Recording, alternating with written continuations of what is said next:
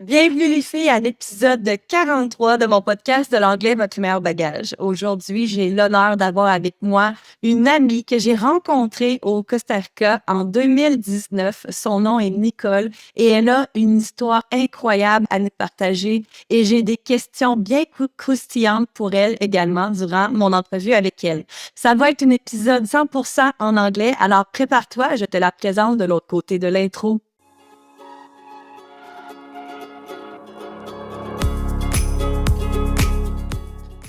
Welcome, Nicole, to the podcast of l'anglais, votre meilleur bagage. Thank you so much for being here today. Oh my God, thank you. Thank you for inviting me on. I feel very honored.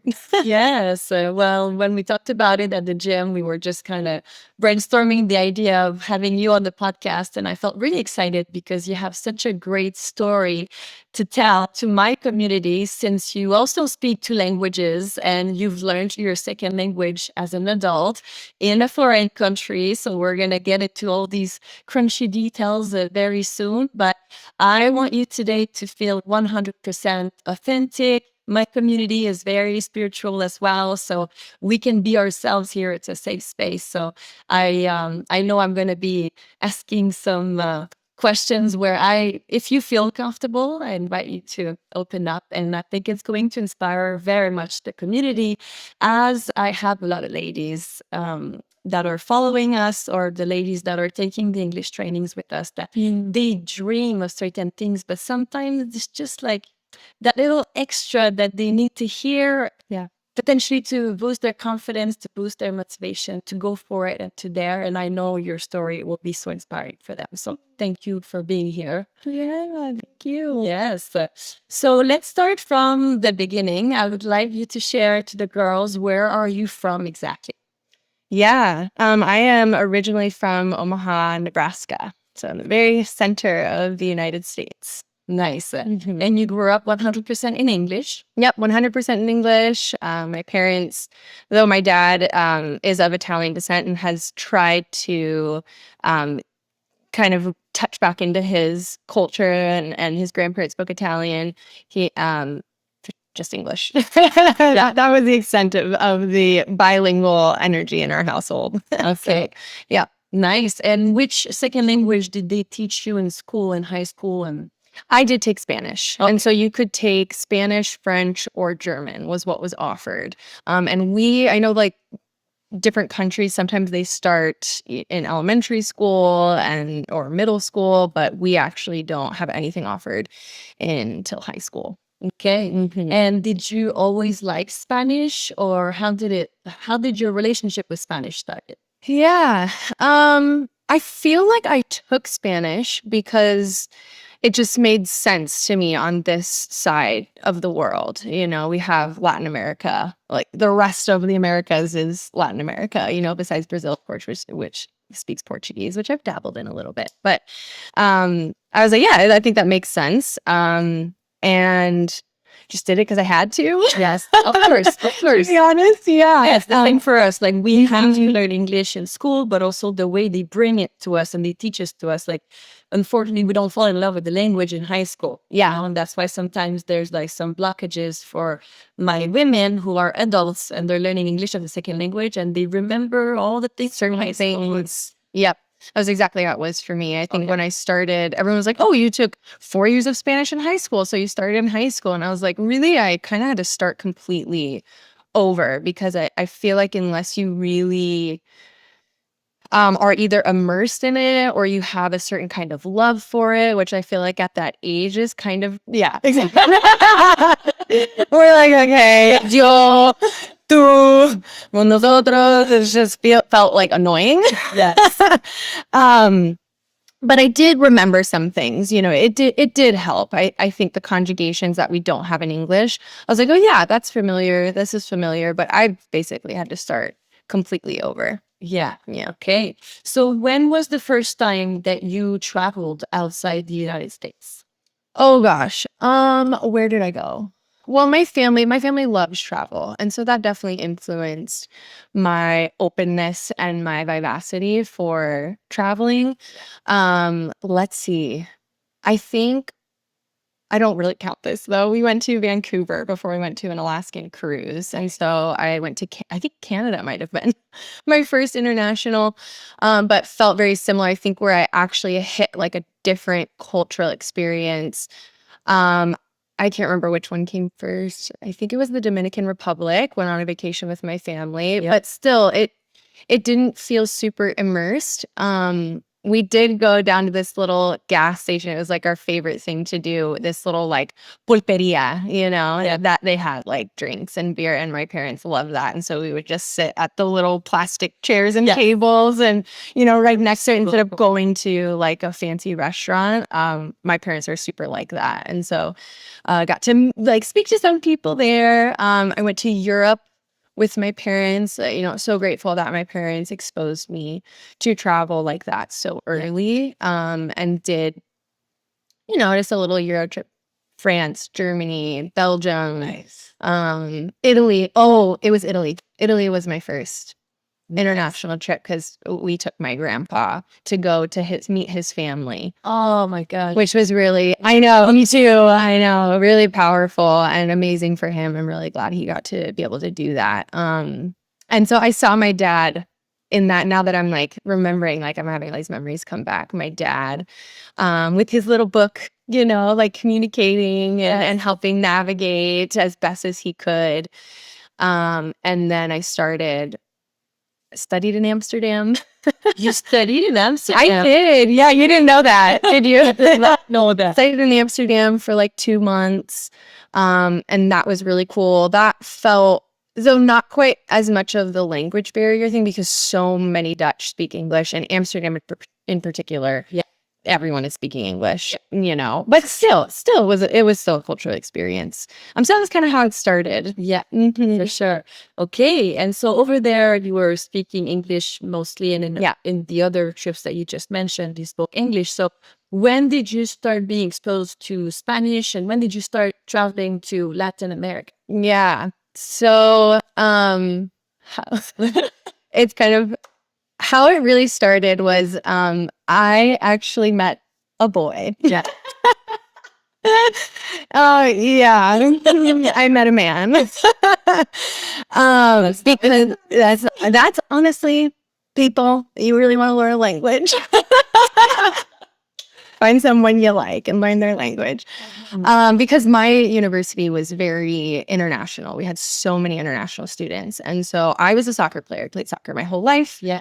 And so as I was playing soccer, there were so many people from so many different countries that I met playing soccer at UNL. And I met this boy, and I was like, "You cute." And so we kind of had a thing. It never became official, but I think that's kind of what started my interest in the culture. Yeah. And I decided, I decided I was getting close to graduation, or I had already graduated, and I was recently a yoga teacher at the time. Yeah. And my parents really, like I said, encouraged travel. And so I found this website called yogatrade.com, which is like a work trade site. And there's so many. I really recommend people just like explore work trade websites, because there's just so many opportunities to have a real like cultural experience, I think. And so I found this one position in Nicaragua. Yeah. And I was like, because the person that I knew was from Nicaragua. Nice. There you And go. so just caught my eye. I don't think Nicaragua would have caught my eye unless I... But one thing leads to the other. Truly. When you think about all the alignment that are created. Oh, I love that. Exactly. It was just like a little glimmer. It was like a little like, Yes. Hey. And I was like, oh, I know that place. I don't know that place. And I was like, oh, I found a job work trade opportunity in Nicaragua. I was talking to this, who's now a good friend of mine. And he was like, you should do it. Like, Nicaragua is amazing. Of course, it's his home country. So he had just wonderful things to say about it. And one thing led to another. I ended up going there, but I was like, okay, I'm going to this country, so I'm going to start practicing now, which was like 6 or 7 months. Good for you. In advance. Yeah. And I was very lucky because the restaurant I was working in had a bunch of Guatemaltecos. Yes. In the kitchen. From Guatemala. People from Guatemala. Yeah, a lot of Guatemalans were in the kitchen. Okay. And so I was like, oh, me pasas un tenedor, and it was like a really good place to start learning the language because I wasn't forced to sit and be like, I need to have a full conversation. I have to have friendly. It was moving. It was like tenedor, you know, I mean, like, equivocada, comida equivocada, you know, wrong food. And so I could just practice like little phrases with the kitchen staff. And so I think that was a really beautiful place for me to learn. Yeah, I love that. Okay, and so how old were you when you went to Nicaragua the first time? That would have been 2000. Okay, oh gosh. You can just say what year. 2016. And so 10 years ago, so I would have been 22. Okay. Yeah. It's been a decade. 22, 23, a decade. I've been speaking Spanish for a decade. Wow, that's amazing. Okay, so you go to Nicaragua, you start teaching yoga. Now, are you teaching in English or in Spanish? Yeah, that's a funny story. So when I got there, I was still practicing. I felt still really insecure and not super confident in my Spanish skills. And he was like, oh, are you bilingual? And I was like, no. I know some words, but not really. I don't really feel comfortable, teaching. And he was like, oh, okay. You just, in English, then that's fine. Okay. And then at one point, maybe a couple weeks later, he heard me conversing with some of the staff in my broken Spanish. And he was like, oh, you speak it. You're fine. Yeah. And he was like, you will speak Spanish. You're going to teach in Spanish. And I was like, okay. But that was that, like, he pushed me into the deep end. Yeah. And so I then, the perfectionist that I am, I was like, all my ladies are as well. Girls. Was beneficial. I think my perfectionism as a side, has been challenging for me to work through. But learning a language, it benefited me in the sense I was like, okay, I'm going to look at YouTube videos and study, how yoga teachers are speaking and how they speak and teach in Spanish. And I would take notes and so I was like, okay, that's how I practiced. And that's, that really also propelled, I think, mine. Nice. Mm-hmm. So you were there in Nicaragua for how many months or years? Yeah, I was supposed to be there for 3 months. Okay. And then I fell in love with the culture and was like going to just do it in between my undergraduate degree and my graduate degree. Yeah. But I fell in love and I was like, this is what I need in my life and this is what I want. And so I just put school on hold. And thankfully I had parents who weren't like, you shouldn't do that. Don't do that. And I just kept going back and, let's see, I probably lived there on and off for like 4 years. Yeah. Mm-hmm. Yeah, because I met you in 2019. Yes. In Costa Rica. You spoke Spanish already then. Yes. Yes. Yep. So I remember, because we met when we were doing an Acro Yoga festival. Yeah. So yes. Yes. And for me, it's interesting because it was at the end of my world tour. I was traveling for 11 months. I had been to 15 different countries, doing yoga, acro yoga, everywhere where my heart took me, essentially. I started in Europe, and then I met people in Europe that kind of brought me around Europe. And from there, I went to Bali and then Thailand and New Zealand, and then eventually made my way back towards the Americas. Right. Yes, Costa Rica was on the list. Mexico, went back to Mexico because I was in Costa Rica. I was close. But I remember feeling a little bit tired from traveling, and I needed to ground myself. But then Camp, which was the name of the Acro Festival, we were so connected to the earth in that in that event, and everybody was also just so nice, so welcoming. So I needed a lot of alone time. I remember that, but at the same time, wow, like the quality of people there. Yes, I remember that. Yeah, I remember meeting you, and I feel like our stories were so similar. I was actually very inspired by you. Really? I was, yeah, because you're a little older than me, and I was like, oh my gosh, she's like, I want to do that. Like, that's exactly. I mean, I met so many people like you on that path that I was like, you can do this. Yeah, everything is possible if you can imagine it. So much and more than you can imagine. I feel like I tell my clients that like there's just so and people I meet, there's so many things that you can do, opportunities that you can fall into that you actually can't dream of. You can't even think about it. It's Yeah. not possible. Yeah. And meeting people like you and doing all these things, I was like, oh my gosh, I don't want to go back to school yet. I feel like there's so much richness Yes. in learning what I can by just traveling. And I was obsessed with Spanish at that point. And I was like, I have to, if I stay here and I study, I'm going to lose it.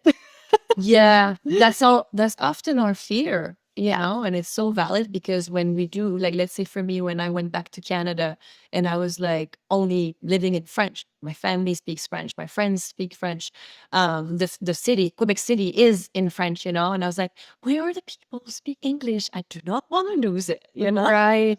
Yeah, so it Right. was a fear, it was real, but teaching English obviously kept me going and keeping in touch with everyone I had met around the world as well. Yeah. Really important. So that's a good cue right there, ladies. If you meet anyone inspiring in your travels, just keep in touch.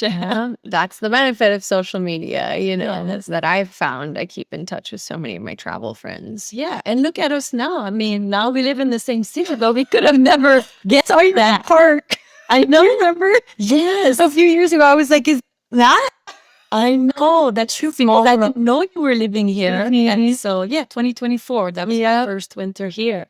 And now I want to make a life here, So it's just like, but obviously 2024, I would have had no idea that I would have wanted to create a life here. But now with Andre and just everything falls into place. So we just have to go one ripple at a time, and experience life to the fullest. And that's when more opportunities are presented. Yeah, no, it is. It really is. I resonate with that a lot. This like following of some kind of like a oomph, Yes. Do you know you're a human design?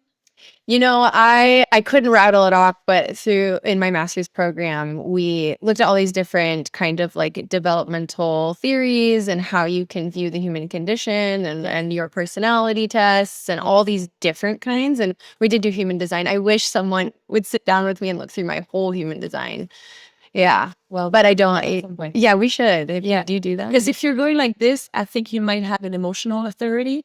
Some people will have a sacral authority. So they have like a yes, like the yes answer is right there. I'm also an emotional authority. So I'm driven by my emotions. Oh, I'm so driven by my emotions. Yes. It's quite the tornado. It is. But that's who we are, and we have to love ourselves the way we are. And the more we know ourselves as well, we can communicate to other people how we are and to let them know this is normal. This is okay. I'm okay. I've got myself. Oh, yeah. Yeah. Well, being that, like having an emotional affinity and being an empath, I think led me to my career that in that break that I took traveling, I never was going to be a therapist. But it has shown up as a strength. Yeah. As long as I can harness it, I love that. I have a question that is not language related. Sure. Do you think that your yoga teaching experience helped you like discover that you wanted to be a therapist? Totally. Okay. Absolutely. Yeah. I did a whole project actually, my master's. It was in my career counseling class that laid out my path and how I felt like I got there. And it was quite reflective. And I used art and did it kind of like art therapy inspired. And big part of it was, well, my bachelor's was in nutrition and exercise science. And then I was like, oh, yoga. Like I was an acrobat, acro yoga. And I started going to yoga classes. Like this feels acrobatic. And then a couple years in, I was like, holy crap. This is so much deeper than exercise. It really isn't just exercise. Right. And that's when I was like, learning about the mind-body connection. And I was like, there's so much here. Yeah. And that's kind of what pulled me away from, I was going to be a doctor. I was going to go and then be a PA, which is like a physician's assistant. And I was like, there's something here. And yeah, later down the line, I got interested in like somatic work. Yeah. I was doing that. And then it led me to mental health. Yeah. Wow. I love that. Love Yep, it. came through the body. Yeah, exactly. That's so cool. Once again, it shows how one thing leads to the other, and you just have to trust the process. Truly. Yeah. And there was a lot of, like I said, I think a big portion of it, which I'm just like so eternally grateful. My parents never put on me like any shoulds, you know, because I think you see that so much, and I work with my clients with that so much, of shedding like these unspoken or spoken expectations that were given to them. And even culturally, cultural expectations that is like, no, do this, and then you go to school, and then you get your master's, and then you get into your degree, and you get a house, and you get a family, you know, which I think our whole generation is shifting a little bit. I don't know. I feel like Europeans are more, and even like people in Australia, they travel. Like that's just also, that's not an expectation, but almost this assumed, you graduate and then you travel a little bit and then you go find out what you want to do. Yes, encourage it. Exactly. Yes. And so my parents encouraged that, which I found very rare, and I'm so grateful. And I felt like I had that space to follow my heart and what just felt right and what I wanted to do. And they're like, yes, explore. You're young. Go do that. That's amazing. Yes. And wow. Yeah. Okay. Wow. I love this. Okay. So let's go back in 2019. Yeah. Because 2019, we were a year away from the pandemic, right? Yeah. I think I don't know. Let's just go one thing at a time. So 2019, we met in Costa Rica. And then when did you exactly meet your husband? Is it in 2019? I met him at the end of the pandemic. Okay. Yep. Because I could go back to Nicaragua. Right. I could technically. There was a big portion. There was a crisis that happened. They call it a crisis that happened in Nicaragua. I don't know if you know or you remember. Yes. There was some turmoil politically, and that just got really intense, and I couldn't go back, and so much of my community scattered, and I tried to go back, and it just wasn't the same. And the people who were my bosses at the time, who at the health center that I worked at, they weren't there. They are now my very good friends, so they weren't there. And I was like, I don't know, it's just not feeling really good for me to go back there. I'd been to Costa Rica to these festivals a few times, and I was like, you know, do you remember Hebert, where you stayed? Yes. Yeah. I don't know if you know, that's where I lived. Viol. Yes, in Fleury-Viol. Yeah. Because I was so excited to learn Spanish, I was talking to everyone and anyone that I could. And I'm an extrovert, and so that was really easy for me. I know, like my sister, for example, studied in Ecuador, and she's a lot more shy, and so it's been a lot harder for her to learn the language, because I could talk to this plant. Yeah. I can talk to anything. Yeah. And so I met Hebert, and the sweetest, most amazing soul, incredible human. And so he gave me a tour of his farm, and we exchanged numbers. And at one point I was just, I don't know, I thought of him, and I messaged him during the pandemic, and I was like, I hope you're good. Yeah. I miss the land, and I would love to come back and visit. And he was like, do you want it? Perfect. He was like, if you want, you can come and stay as long as you want, literally. And I was like, he's so cool. He's so so chill. Yeah. He's so pura vida. So pura vida. He's the sweetest, senor. He has a bamboo coffee farm. Such a grounded person. And I was like, okay, I will go live with this senor. Yeah. I just wonder what my parents were like when I was like, I'm gonna go live on this farm with this old guy, this old tico guy. Yeah.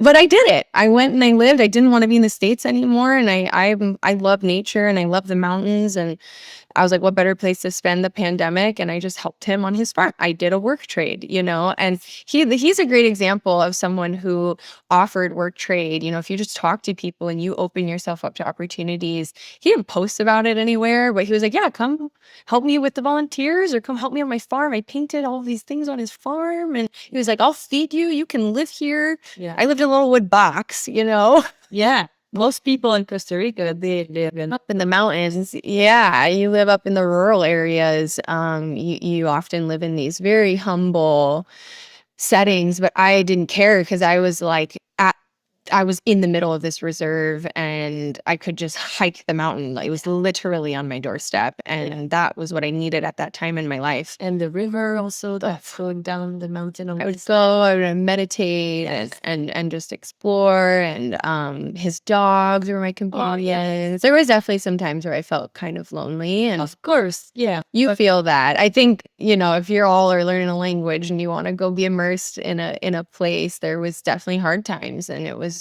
I felt lonely, and you feel isolated, and maybe like people you can't fully connect with who you are, because language dictates your ability to express yourself. Yeah. And so it's really very humbling, and there's a lot of like ego disillusion that happens when you have to express yourself in a different way and connect to humans on a different plane. Yeah. You have to connect with people on a different level, and he was such a good example of how we did that. And he spoke Spanish. He's one, to every Spanish speaking country, there's so many, has a different dialect or a different accent. Yeah. And even within Costa Rica, he was like, and I was like, oh my God, even my husband, when he came up to live with me, he was like, I can hardly understand. And so there was just things that I would navigate with him. And so I was there, and do you know Alex? Did you meet Alex at camp? He's from San Jose. He's from Costa Rica. He was definitely there at the same time, but I made friends with him. That rings a bell. Yeah. Mm-hmm. I read if I showed you a picture. There are a lot of Alexes in our world. So many men and women. True, exactly. Yeah. But I think I have the image of like very circusy, skinny little guy. Very talented, and met him there. He was in San Jose, and so when I was living up on the mountain, I was like, I need to go be with someone in my age group. Yes. And so I went and I visited him. And this was the end of the pandemic when Costa Rica opened its borders to the tourism again. Yeah. And I visited him, and he was like, hey, my friend is coming back from Panama. Do you mind if he comes and stays with us? And I haven't seen him in forever. And I was like, yeah, sure. And for like 3 days, we all hung out. Yeah. Okay. And they do circus stuff together, and we're like this because he's a juggler. Yeah, my husband is a juggler. Alex, they met each other doing slackline, and so they were like 13 or 14 when they met. Wow. They've known each other for a really long time. Yep. And so we were all circus people. I met Alex mostly through like doing acro. I mean, camp has the whole conglomerate of movement people and circus people. And so we're movement and circus arts people. Just hanging out. Yep.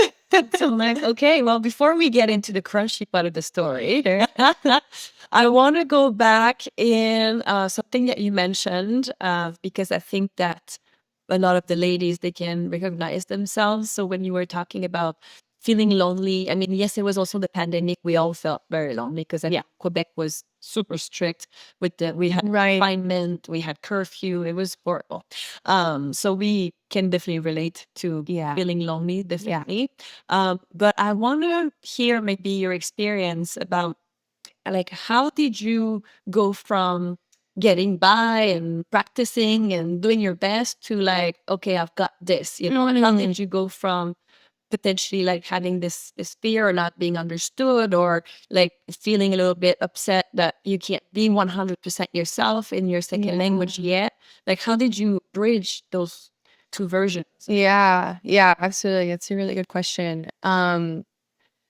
Well, I'll backtrack all the way to when I went to Nicaragua in 2016, 2017. That was when I think I really was like, oh, Yeah.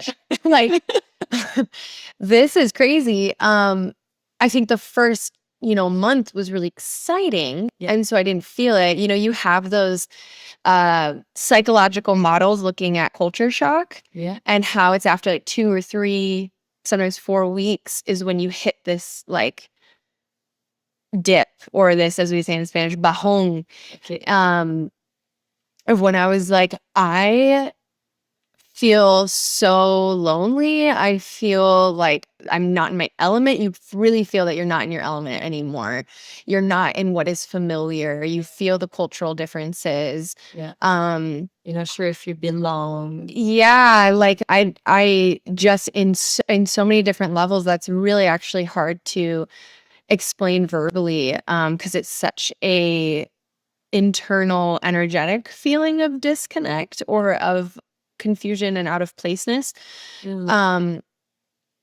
I my mom was always like, oh, she cried and cried, or call her and I would cry. Yeah. And she never told me to come home. She was like, yeah, I know, she traveled abroad. Both my parents traveled abroad when they were younger. And so I think they knew.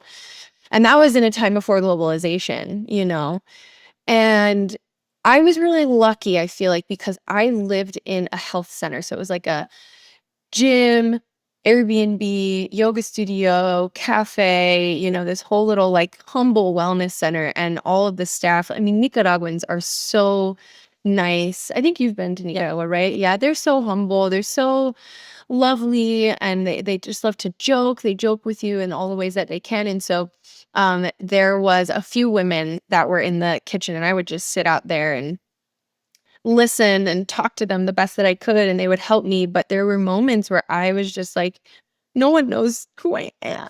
Yeah. No one truly knows who I am. I can't explain myself. I can't fully express myself. I can't fully express ideas. I mean, I remember the first time I had a conversation where I could talk about the workings of the universe and a little bit of like philosophy. And I was like, oh my God, like that was incredible. Like I just a little bit. I had just enough language and verbiage to be able to vocabulary to be able to have a slightly deeper conversation than just being like, oh, can you hand me that? Or like, I don't know, my name is this, I'm from here. Yeah.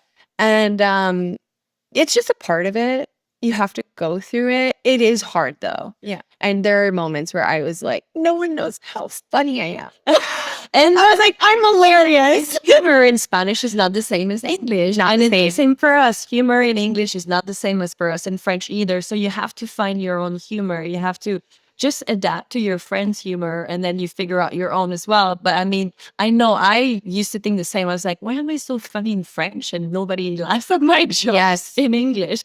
And then I understood that, you can't translate a joke word by word, and it's different. It's just it's so different. And or like how intelligent I feel. I'm like, I can't really express these more in-depth concepts or communicate.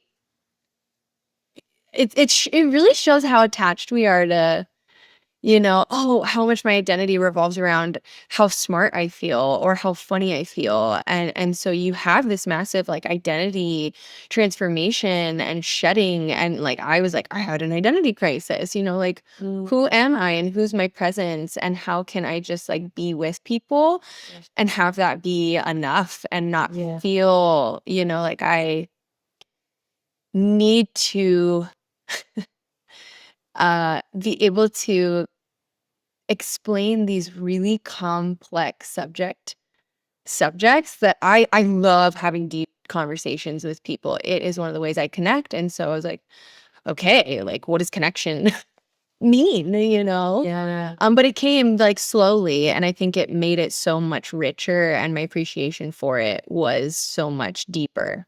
Yeah. Once it could happen with people of other cultures in particular. For sure, for sure. I still remember also my first moments where I was like, "Oh my God, I think I just created a connection with this girl." I was this nice, and I was like, "I think she understood everything I said." I definitely understood everything she said. We had a good laugh, but one on one was much easier than like groups. Yes. And that's like the next level. Yeah. And that's where my husband's at actually right now in the States is now he's like, oh, I can finally like talk to someone. And actually he just picked my brother up from the airport and he was like, we actually had a conversation, and that's like, holy crap, that's so special. Yes. But then it's like when we're at a bar or when we're at a concert, It's loud. It's loud and you have a bunch of people talking or at a restaurant and at a table. And he's like, I can't, I'm the mental exhaustion and how sometimes, and I experienced this, I'd be like, today I just can't. Like I'm noticing I'm having a day where my brain just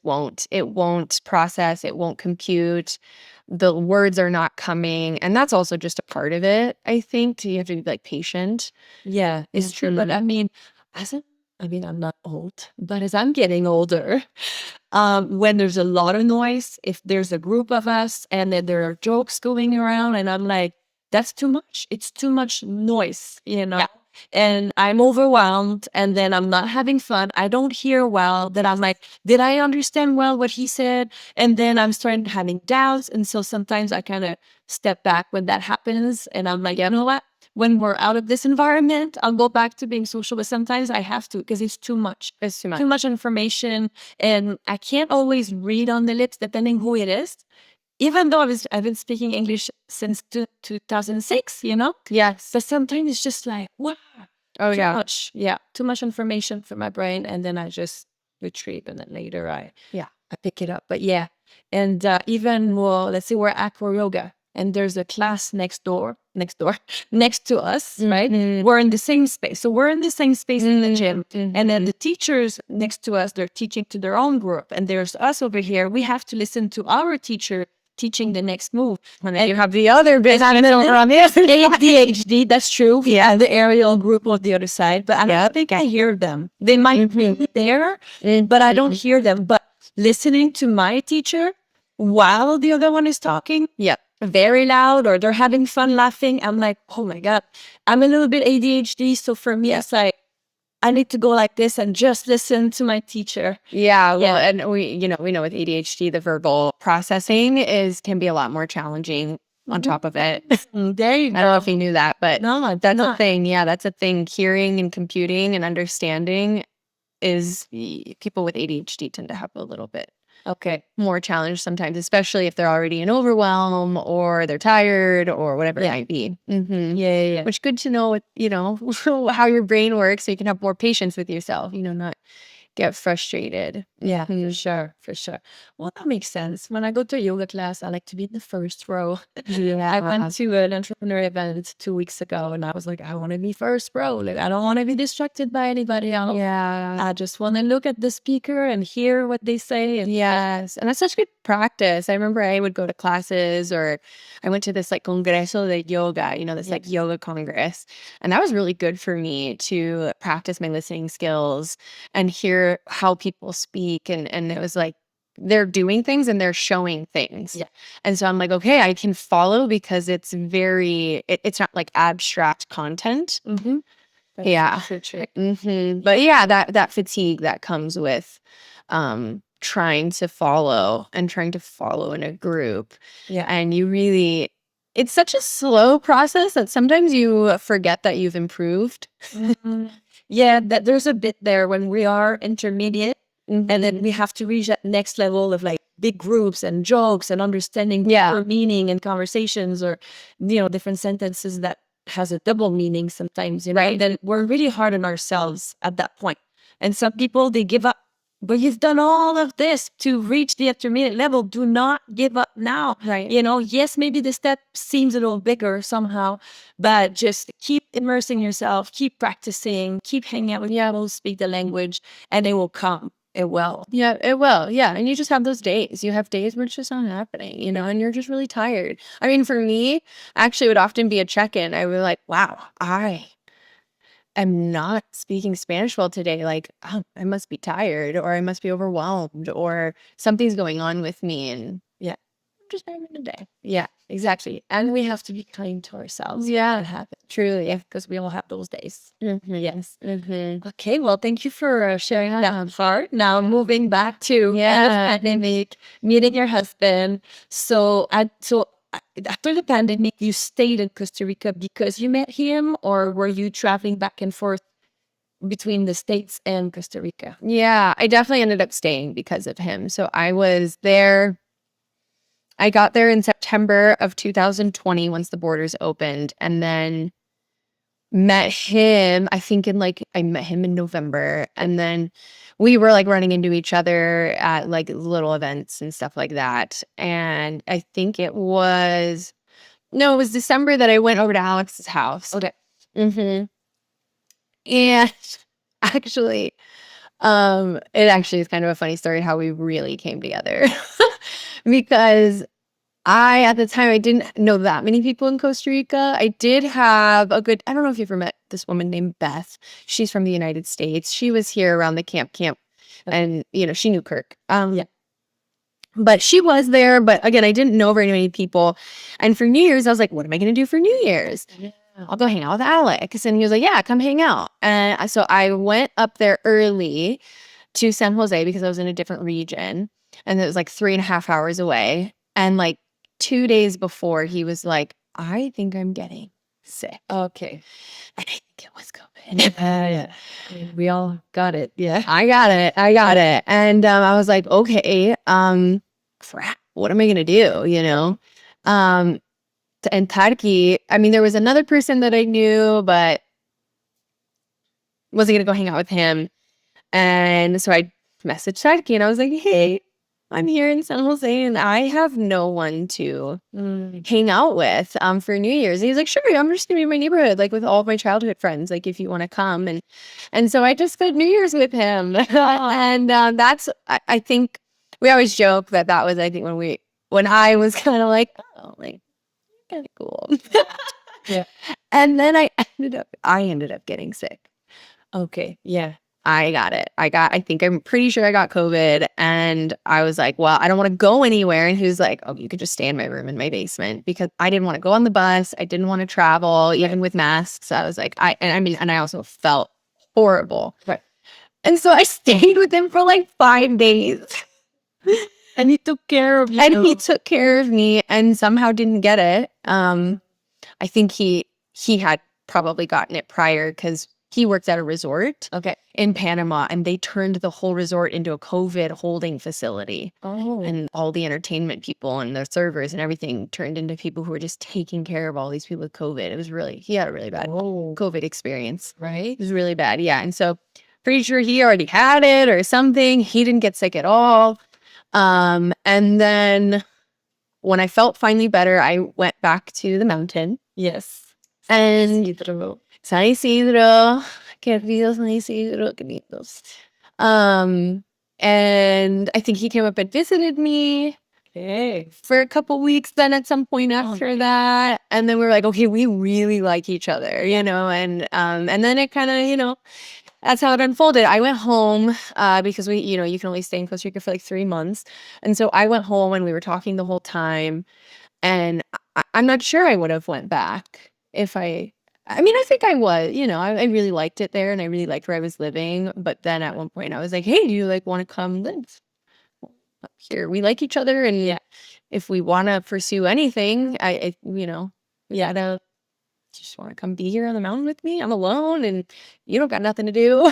Yeah. Because he was in Panama for like 4 years. Wow. Mm-hmm. And that's so cool. And by the way, this is all in her second language, Yes. So this is all happening in her second. Yes. She did not speak English at the time and is actually still learning. And so we still only speak in Spanish. Yeah.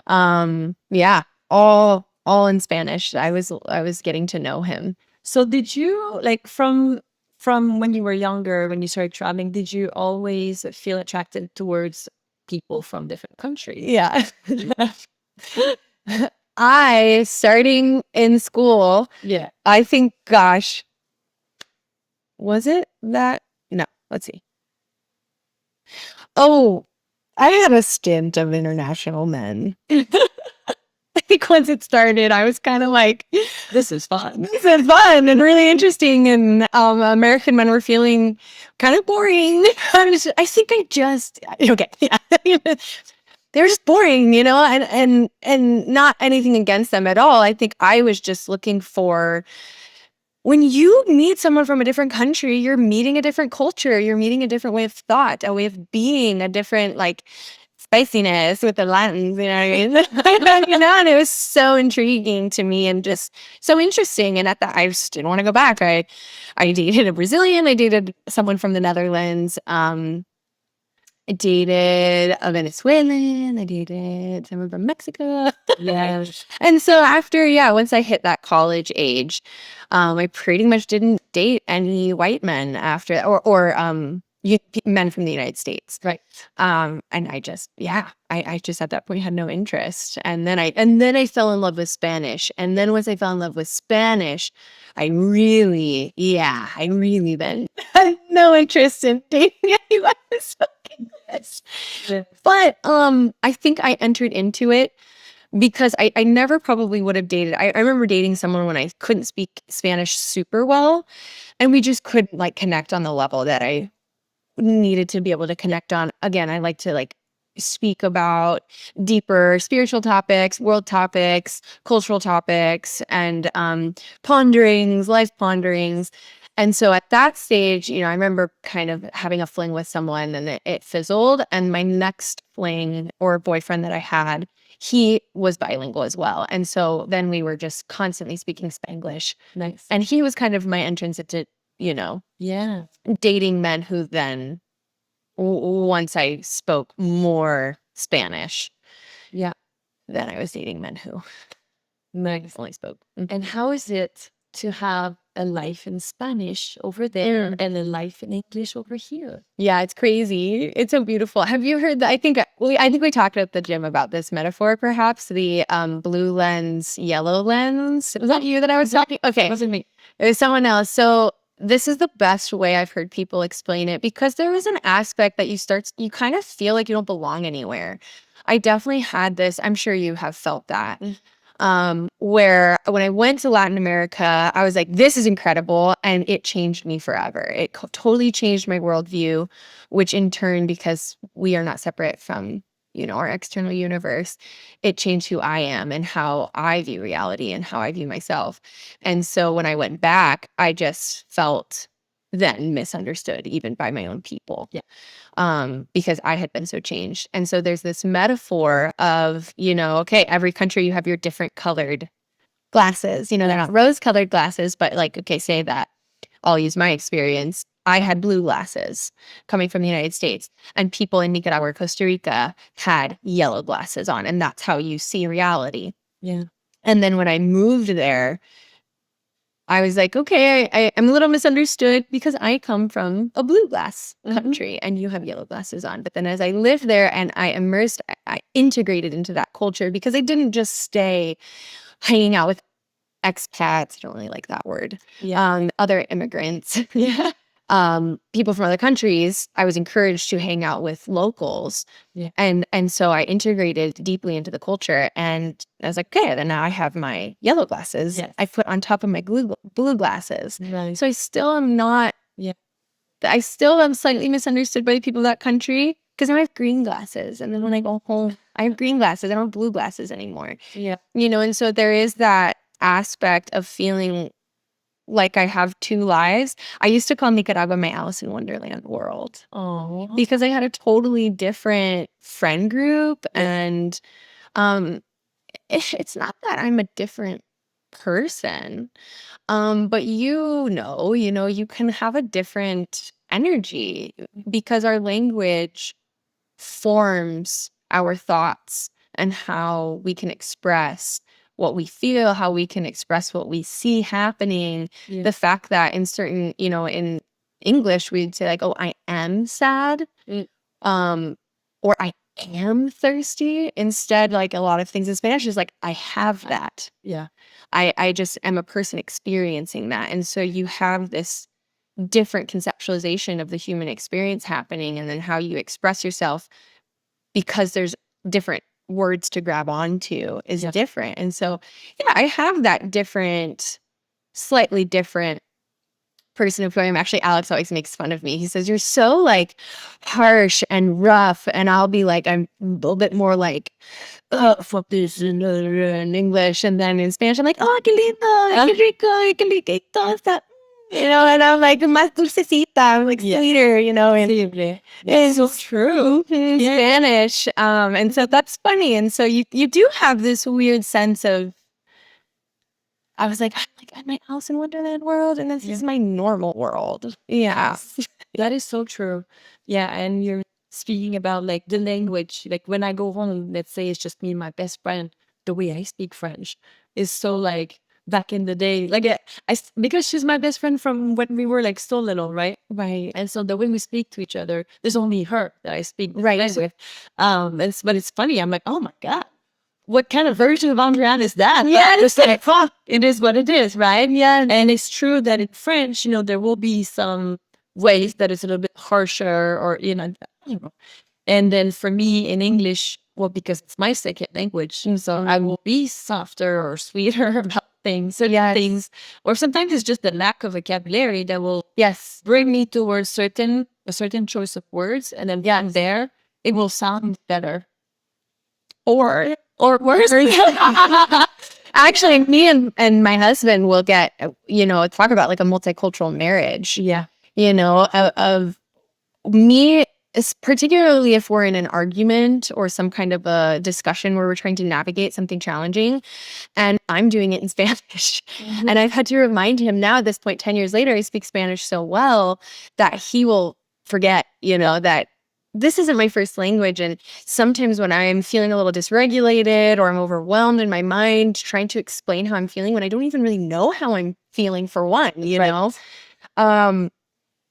trying to say something to him or about me, and I don't know the right words for it. And then all of a sudden I see how he took it. And I'm like, that obviously wasn't the right word because he took that as snarky or stabby and if I were to say that in English in that way, it would just be very neutral. But how they interpret it in that language and the words that I chose because I don't know what other words to choose, came off wrong.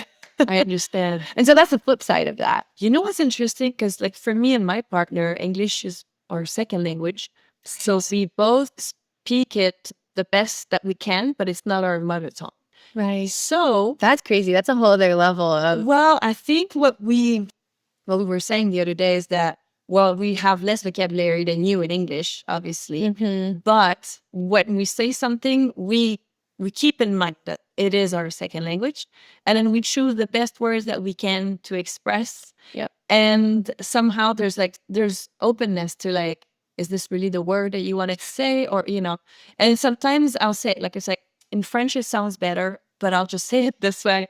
There's some level of understanding there because it's both our second language. But for you both have your own first language. And Well, the problem, I think, not the problem, the challenge. Mm-hmm. And the benefit of you guys both having a different language is you both understand what it means to be bilingual. Whereas I was coming up against trying to explain all of this to someone who was, monolingual and being like, hey, I know you're not bilingual, but when I'm picking, and I had to basically explain to him over many years the challenge of being bilingual and being like, you have to be patient with me. Yes. Or what was something that would happen a lot with us.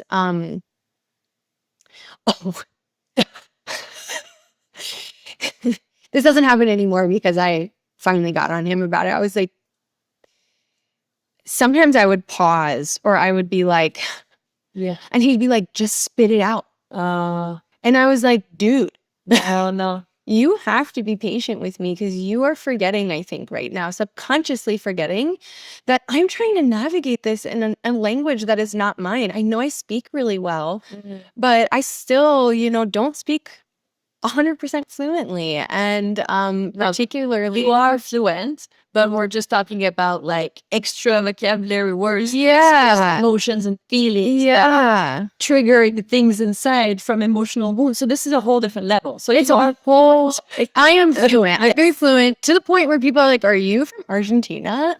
wow. Yeah. There's and your No, accent. but I think it's because I don't no hablo así. Yo no hablo con este acento. Yeah. You know, hablo con este acento. Hablo así, you know. And so they're like, oh, you're from Argentina? Are you from Spain? I've gotten that because I'm white, but I don't have, Oh, I think that's why. okay. Because Argentinians are white. Yes. But because I speak pretty well, yeah, I would have to be like, dude, Yeah. you have to bring it. You have to be patient with me Yeah. because I'm overwhelmed trying to explain to you my emotional experience while, I mean, you know, arguments in pareja, in relationship, get heated. And, you know, even if you love that person, you can feel attacked or they can feel attacked or whatever. We are trying to figure out what's going on and navigate the emotional energetic dynamic that's occurring. Yeah. And I'm like, please remember, Yes. you know, and now that he's learning, Yeah, the roles are reversed because now they live here in the States. and now he's learning, and I'm like, thank God, you know, and there was so much sadness for me sometimes. I remember having a big breakdown one time to a good friend of mine in Costa Rica, feeling like my partner didn't fully know who I was. Mm. I was like, he knows 85 to 90% of me. And that felt really hard. That felt really weird. And I cried about it. Yeah, of course. But I'm always curious, you know, people, I know a couple, and one in particular, one is coming to mind, who she doesn't speak Spanish super great. And I met her husband and he doesn't speak English super great. And they've been married for like 15 years. And I'm like, how do you guys do Yeah, that? you know, like I feel like my partner knows me really well. Yeah. But we communicated in our second language, you know. But I feel like maybe that 10%, I don't know. I feel like it's energetics. Yeah. And that was probably a bit of my own Okay. internal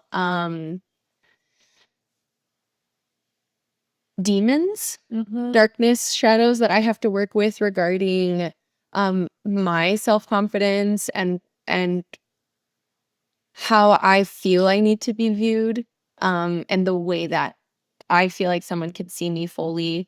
I really like my humor. I like how I can make people laugh. I find myself to be a little witty. I hope I toot my own horn a little bit, but I like being witty. I think it's really funny. I think it's really fun. And it's harder to be witty in another language, or it's harder to speak deeply about my own energetic processes or emotional processes as I'm simultaneously trying to figure them out. And explain that to my husband is really hard. And it's something I really want to communicate to him. And so he does know me. A little bit of perfectionism, a little bit of those things that I work with. And so he knows me, but I had moments where I was like, but he doesn't. But he does. Yeah. But that's I think inevitable. It's a little bit of it. Yeah, for sure. Plus, right now, since he's here, so the roles are reversed, and now he gets to experience what it is to learn a second language and how to be yourself in a second language as well, make friends in a second language. So he understands all that now. And so he's been here for like a year, right? So, yeah. So he's learning about my culture. Of course. And that's wonderful. You know, it's so beautiful. You two coming together, getting married, and now, well, because you studied. I remember you did some long distance because you came back and studied because you wanted to be a therapist. So I think it's also very wonderful how you continued your professional dreams as well as marrying all of this with your relationship and the dreams that you had of creating a life with him.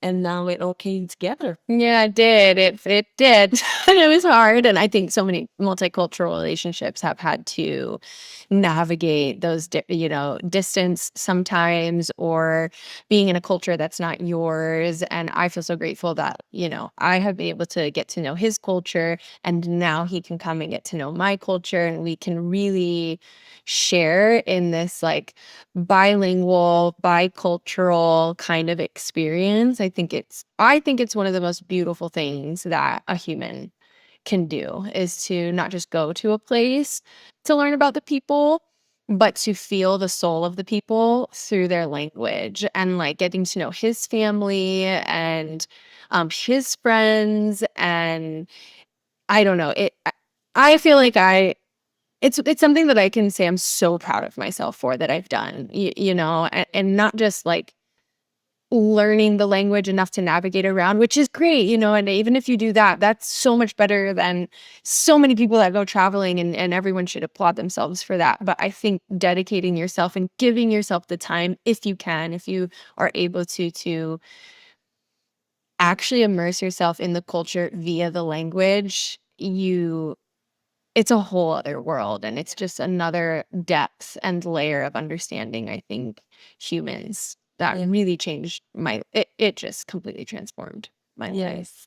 Yes. It is so cool to say it. It's like me when when we talked about recording this episode, I was telling you at the gym, like when I go back to Veracruz in Mexico, I have a life there, you know? Like, Yes. obviously I haven't been in a few years because I've been coming here instead. Now I'm creating a life here. But like I go to Mexico and I'm like, I already know who to call and Yes. which yoga studio I'm going to.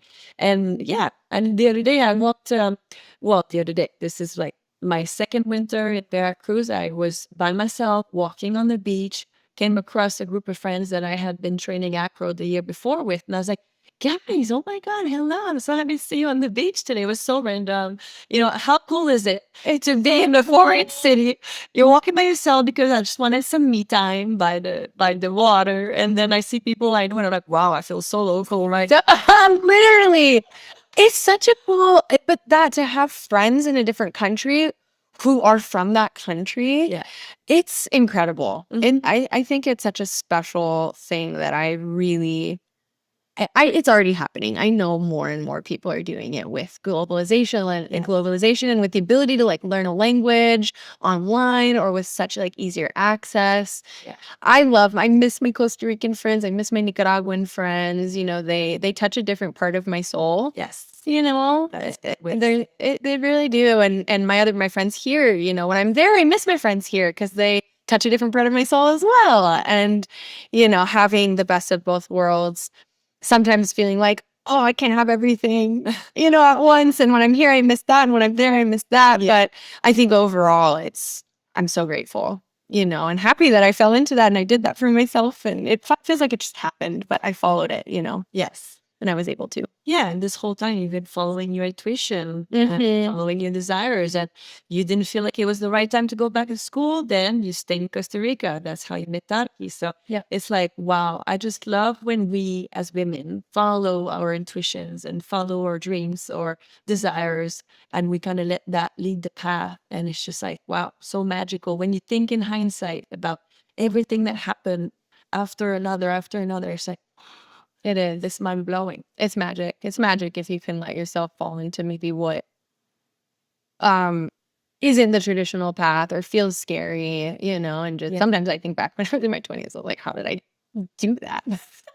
I do too. I do too. But it was amazing. Yeah. Yeah, and for us, we did it a little bit younger, but like I know a lot of women who do the work trades and they're 50 years old and they're just like shifting in their lives. Maybe they have separated, the kids are big now and they're living by themselves now. So it's a great moment to just say, okay, let me do all the things I didn't get to do in my 20s because I had children when I was young. So there's no right order to do this in your life. If it's in your heart, you should do it. You should follow that calling and follow that intuition because it's going to lead you to the next chapter. Oh, yeah. And we never know what's the next chapter until we just go for it and follow our heart. Yeah, it can lead you to things you actually, again, you couldn't dream for yourself. You know, the universe, I think, has so much that it can give that is unfathomable if you let yourself just trust.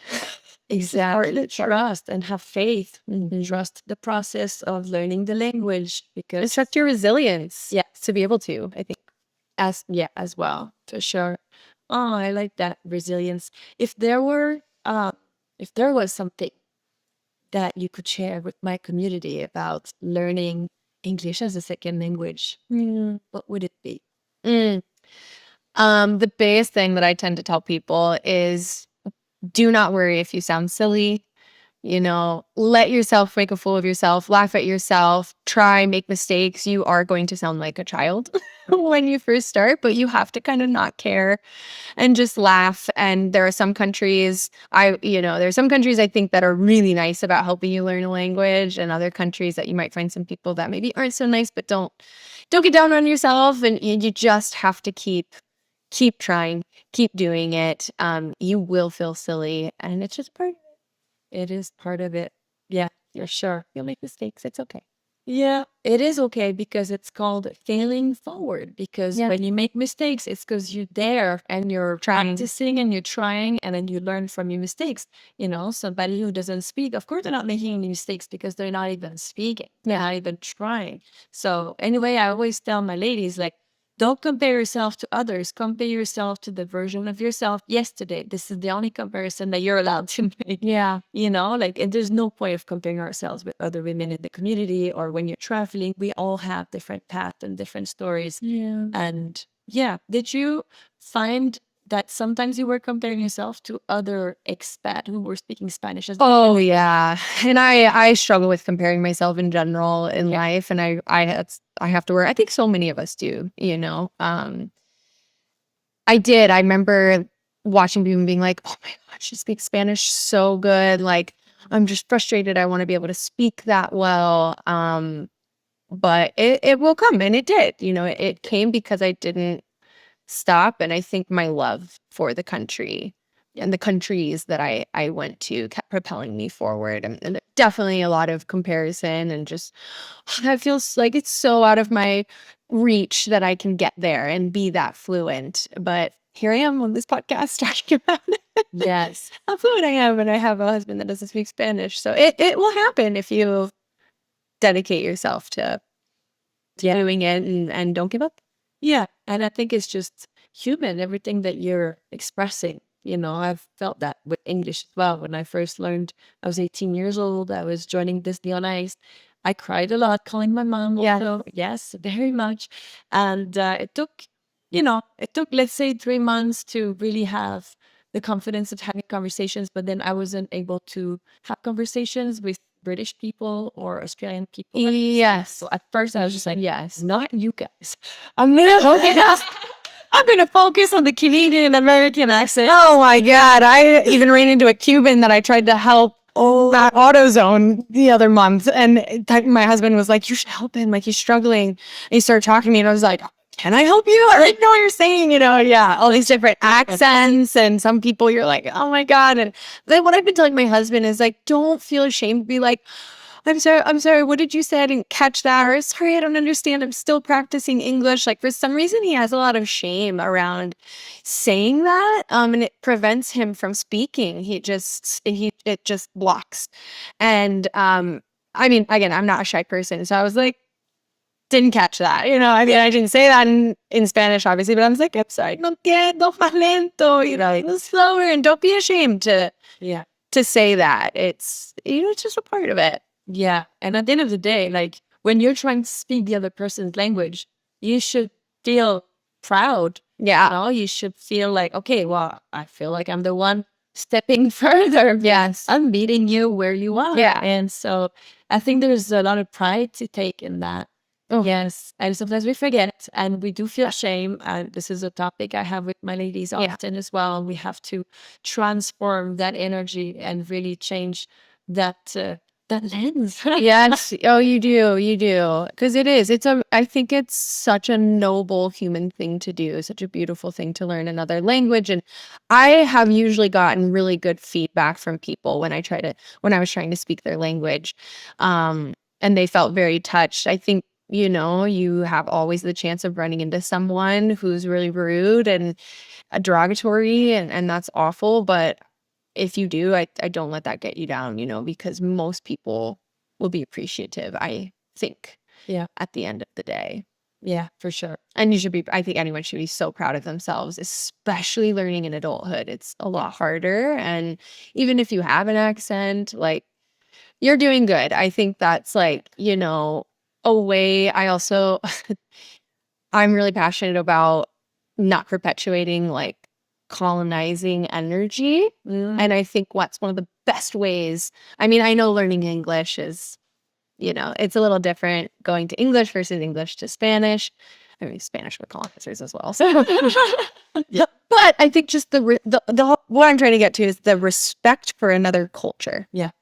The respect for another people of trying to learn. I mean, you guys have the benefit if you're learning English of so much more opportunity because it's like this common denominator language in the whole world of accessing a whole other group of people. Yes. And so that's a little, different, I think, than what my experience was. But I also had so much more access to so many more people still, in my ability to speak Spanish. Yeah, and for me, like I speak Spanish as my third language, so it's in an intermediate level, let's say. And when I travel in Europe, when I travel in South America, like it's so useful, even though it's not perfect. It's so useful. I can still connect. And a lot of people speak Spanish as a second language or a third language like me. So sometimes that's where we meet. Yes. Yeah. So I think in general, languages are just so rich. And it brings so many amazing connections around the world, wherever we travel. Oh, it does. It makes the experience of traveling so much richer, so much richer. Yeah, it really does. No, for sure. For sure. Oh, is there something else you would like to mention that maybe we haven't touched yet? But I don't know. I can't, nothing is coming to mind. Okay. Nothing is coming to mind, just keep at it. I think a lot of people ask me, like, how did you learn? Like, what did you use? I used all forms that you could possibly use. I listened to slow news in Spanish and Duolingo, and I watched SpongeBob. Listening skills, and I also would walk down the street and say what I was doing. Estoy caminando por la calle, Yeah. That, and just as many things as you can to get your brain used to it, and it will come. And patience and kindness to yourself, and it's so worth it. It's so worth it. Absolutely. For sure. Well, thank you so much for your time today. Thank you for having me. Wonderful hearing your story. It's just so great. It's very inspiring for also the ladies who know that maybe in a different chapter, they're going to meet somebody in English. You never know. Or second language, right? What your language could introduce you to. Yeah. So I'm going to conclude, ladies, by, speaking about immersing yourself. On va avoir deux retraites immersives d'anglais qui s'en viennent chez l'anglais, votre meilleur bagage. Donc, on a notamment le 3, 4, 5 juillet 2026, une retraite immersive d'anglais en chalet au lac Masquinongé. Donc, c'est au Québec. Alors, si ça t'intéresse, tu peux m'écrire. Ça va me faire plaisir de te donner toutes les informations. Et puis, on a également une belle retraite immersive d'anglais en safari en janvier 2027. Donc, on part 11 jours en Afrique du Sud. Et puis, ce sera le 10 janvier jusqu'au 21 janvier 2027. Encore une fois, si tu veux les informations, ça va me faire plaisir. Ce sont des retraites immersives. Donc, on a parlé avec Nicole aujourd'hui. On est des profs de yoga. Donc, tout le côté développement personnel, le côté coaching, le yoga intérieur aussi, ça va faire partie de notre expérience là-bas en Afrique du Sud et en chalet au lac Masquinongé. Alors, on va s'immerser en anglais, bien sûr. J'ai plein de belles choses pour vous. Alors, si ça résonne avec toi, gêne-toi pas de m'écrire sur Messenger ou par courriel. Alors, les filles, merci pour votre belle écoute.